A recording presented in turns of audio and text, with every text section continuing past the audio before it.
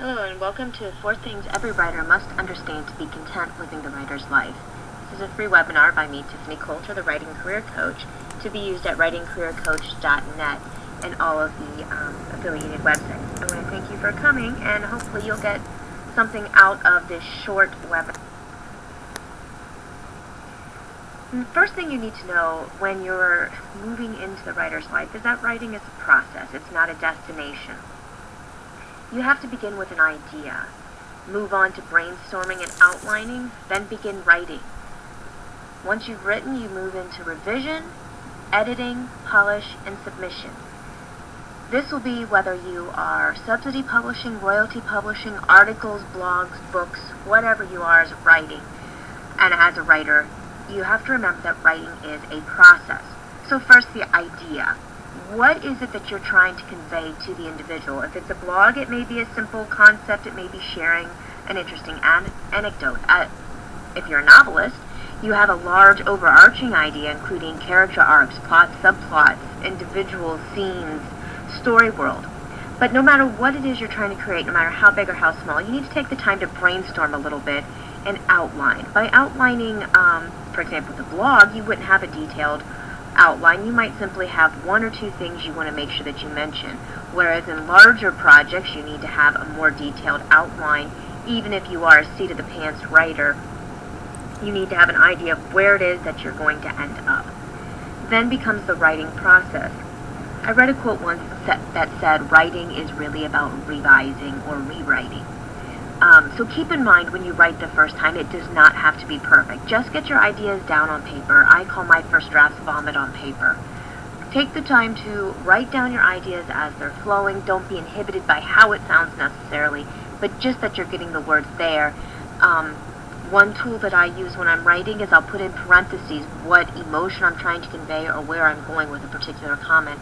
That way, if down the line I need to go back and polish it up, which I always will, I know what I was trying to get across in that area because many times I won't do it in the first draft. Then when you revise, you need to go back and have an idea of where it is that you're headed, again, with that brainstorming and outline, but really make sure that you're communicating the ideas. So it oftentimes helps to have a critique partner, an outside editor, or even a family member who's honest with you. Read through it and tell you whether or not you're even making sense. Then get edited. I don't just say this because I am a professional editor that offers editing services. I say it because I'm also a writer. And even though I make part of my living doing consultations and doing content and developmental edits with authors of every level, from brand new to multi-published, I still get my own work edited because we cannot see the holes in our own writing because we know what we're trying to say. Then you go back and polish. Based on those edits and the input of a couple of people, look at the general comments you're seeing time and again and go through and clean those up based on that. Don't change your voice and tone to accommodate every single comment. See what the common comments are and then edit based on those to polish it up and then submit. Put it out there. You'll get rejection. That's part of the writing process. But get it out there, get in the routine, get in the process, and start to show it.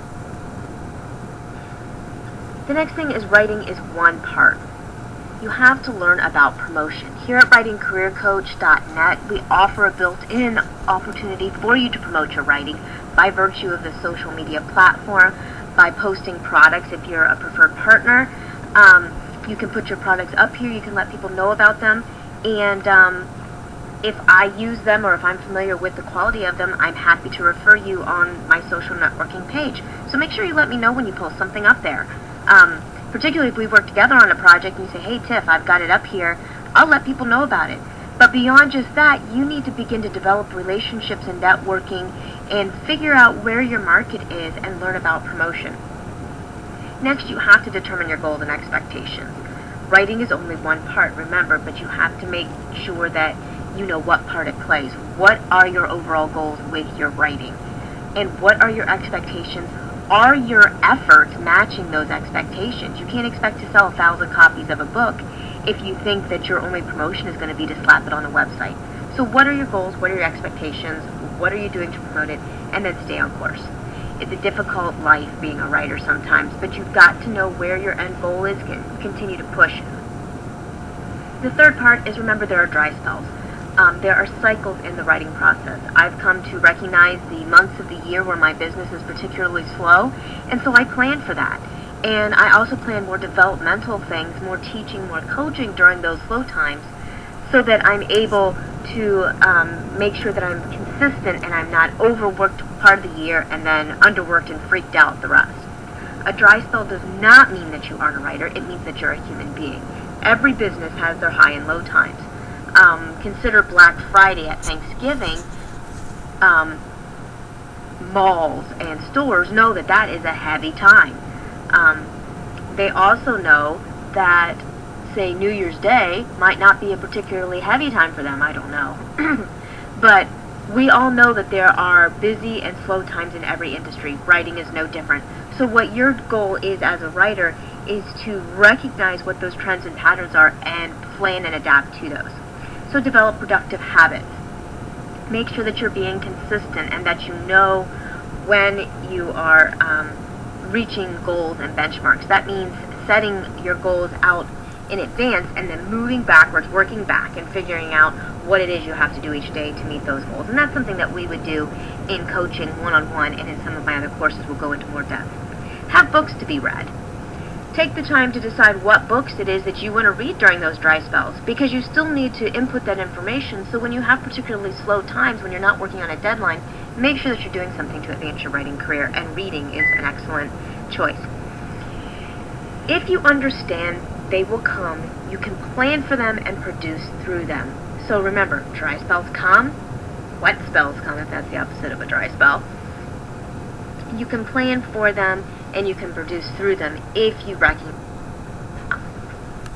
Number 4, busy people get things done. This is part of number 3. It should be number 3.1. Because just because you have a dry spell does not mean you shouldn't be busy. Once you have a system that works, modify it, but don't stop. Because busy people get things done. And the more busy, and I don't mean busy work, I mean productive work, but understanding what you need to do each day so you're not feast and famine, feast and famine. Once you have a system that works, modify it. Keep what is really working, get rid of the things that don't work so well, and adjust, adapt, tweak, but don't stop. You can make it as a writer with a day job. It takes time management and it takes clear goals. It takes networking with other writers, which is why I've developed this writingcareercoach.net portal to give the Writing Career Coach family, clients, authors, businesses an opportunity to get together and meet and learn from each other. You can make it as a writer without a day job. Learn to say no. Recognize that this is a real job. And I have a couple of teachings where I go much more in depth on this. But if you have a day job, like I do, writingcareercoach.net and writingcareercoach.com, and that whole company, Writing Career Coach, is my day job. And so I have the evenings and certain days of the week that I can work on my novel writing. But this is what I do for a living, and it's not just about writing. And so in order to continue to grow as a writer myself, I have to manage my time and have clear goals. If you don't have a day job, in the days when I didn't have Writing Career Coach, then my time management was about learning how to say no to people who thought that I didn't do anything and recognize a real job. Well, this has been my really quick introduction to kind of tell you about a few things to get you thinking if you thought that maybe you would like to make a living as a writer and maybe you'd like to be a writer. I have additional courses, coaching and consulting. There will be courses that I'll be offering for free for those who are preferred partners, which means you're paying the $15 or $14.95 monthly fee. I do have free social media courses that will be available as well. If you are someone who would like to use the writingcareercoach.net network to increase your business, again, sign up at the preferred partner level. It's only $15 a month.